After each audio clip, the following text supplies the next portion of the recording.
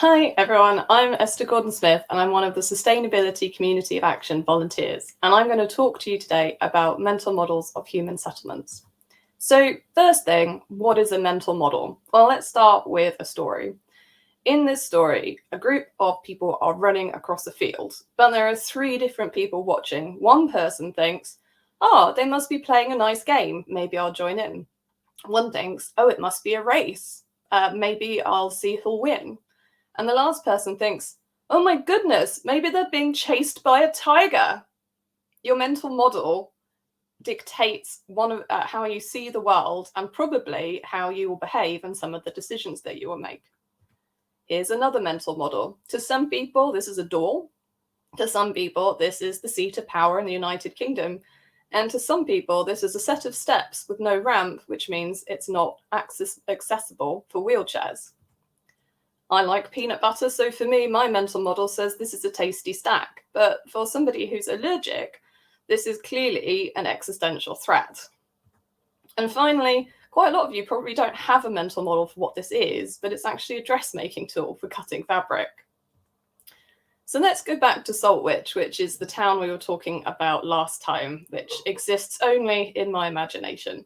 So Saltwich and Pepperwich are about 10 miles apart. So for a Roman legionary's mental model, that's probably a 3-hour march or maybe an hour on a horse.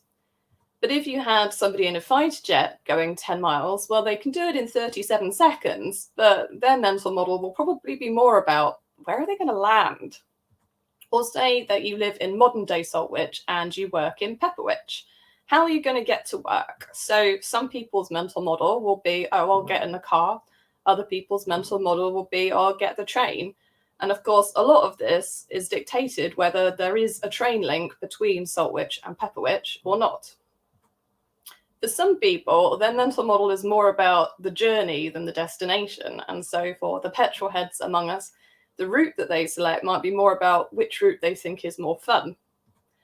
For some people, they're going to think about it in terms of energy and energy vectors. So for some people, it's, well, how much potential energy am I going to have to find in order to create that sort of kinetic energy to move that mass from A to B?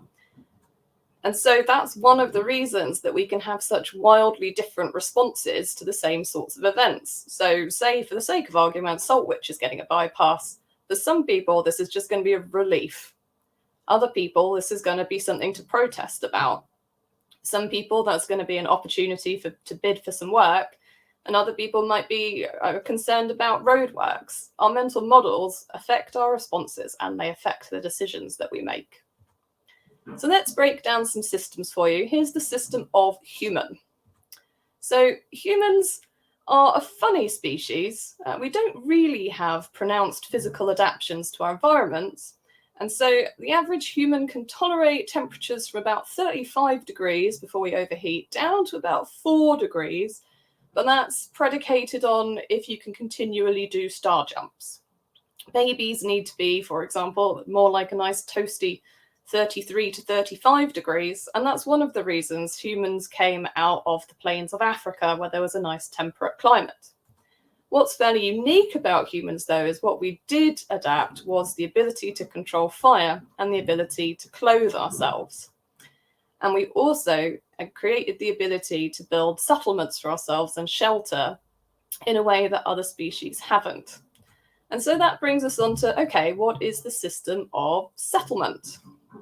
So in some ways, it's a place where we can live happily, where food comes to us, fuel comes to us, water comes to us, and hopefully clean air, though, of course, that's not always a reality. But it's also a place where waste accumulates and sewage accumulates and diseases spread around easily. And so an important facet is waste management and hygiene within a city. It's a place where you're stationary, so you accept what comes to you, which could be a flood, for example, but it's also a place that's easier to defend generally. And one of the things about cities is just, in some ways, how interconnected they are, how so many different people provide so many services, but also how isolated we can be from some of those supply chains nowadays. So whereas for some people, their mental model of a house might be okay, I'll go to the estate agent. For people in the built environment sector, we probably are more used to breaking it down into, well, bricks and mortar. But what about some of the other supply chains? For us, maybe clothing is about, I'll go to the shop and speak to the person in the shop.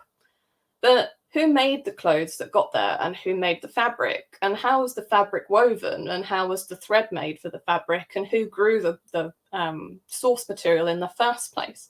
There could be quite complex supply chains that lead up to us being able to go to the shop and buy a t-shirt. And so what I'm going to talk about to conclude is paradigms. So a paradigm is a set of theories that explain how a particular subject is understood. And a paradigm shift is a time when the usual and accepted way of doing something completely changes. And to be empowered is to give someone the freedom to do something. In the old story, everyone who's holding a hammer sees everything as a nail. But could we see human settlements differently? Do we have to hold it as a hammer, or could there be a lot of different facets to it? If we're thinking about new projects for Saltwich, if it's a road, is time the most important? Or if it's housing, is the housing market the biggest driver? If we're expanding a port, is it the most jobs that are created that's important? Or is it the biggest ships that can be accommodated? If we're thinking about hospitals, is the measure that we're really looking for the number of beds, or is it health? I mean, does anyone else sometimes feel like they're the second hamster in this and you're just stuck on a wheel of other people's decisions? So what I'd encourage us all to do is to think about, could we have the freedom to have some different thoughts? What are the best options to help people get where they want to go? Do human settlements have to be in conflict with nature, or are there different ways to work together? Start asking, what would happen if I... Let's be empowered to think differently. For human settlements, let's think about increasing sustainability of infrastructure, buildings, and transport. And let's think about blue-green infrastructure and nature-based solutions. Let's keep asking, what if? And now in the chat, we're going to move on to, what could you do? What are your mental models? How could they change? Thanks very much.